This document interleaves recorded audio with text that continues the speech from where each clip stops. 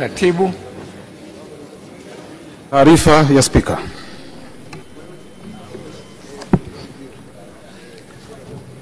Taarifa ya Spika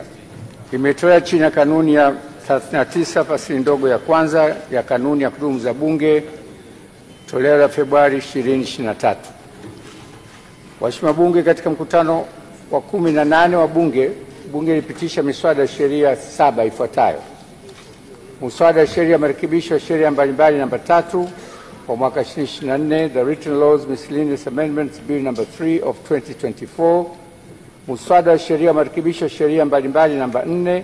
kwa mwaka 2024, the Written Laws Miscellaneous Amendments Bill of number 4 of 2024, muswada wa sheria ya shirika la utangazaji Tanzania wa mwaka 2024, muswada wa sheria marekebisho ya sheria za kazi za mwaka 2024, the Labor Laws Amendment Bill of 2024, muswada wa sheria marekebisho ya sheria ya usimamizi wa mazingira ya mwaka 2024, the Environmental Management Amendment Bill of 2024, muswada wa sheria ya uwekezaji na maeneo maalum ya kiuchumi wa mwaka 2024, na muswada wa sheria kuidhinisha matumizi ya nyongeza ya fedha za serikali kwa mwaka wa fedha 2024-2025, the supplementary appropriation for the financial year of 2024-2025. Waheshimiwa Bunge, kwa taarifa hii napenda kuliarifu Bunge hili tukufu kwa tayari miswada hiyo 7 imepata kibali cha Mheshimiwa Rais wa Jamhuri ya Muungano wa Tanzania Dr. Samia Suluhu Hassan na kwa sheria za nchi zinazoitwa sheria marekebisho ya sheria mbalimbali namba 1 ya mwaka 2025, the Written Laws Miscellaneous Amendments Act number 1 of 2025, sheria marekebisho ya sheria mbalimbali namba 2, sheria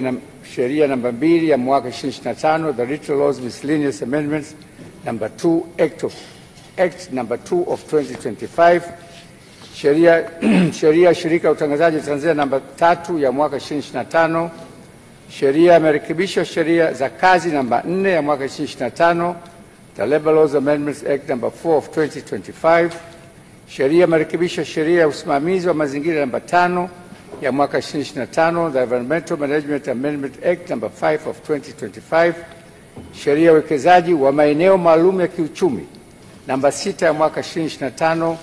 na sheria ya kuidhinisha matumizi ya nyongeza ya fedha za serikali kwa mwaka wa fedha 2024-2025 namba 7 ya mwaka 2025, the supplementary appropriation for the financial year 2024-2025 Act number 7 of 2025. Mheshimiwa Dr. Tulia Ackson, Mbunge, Spika.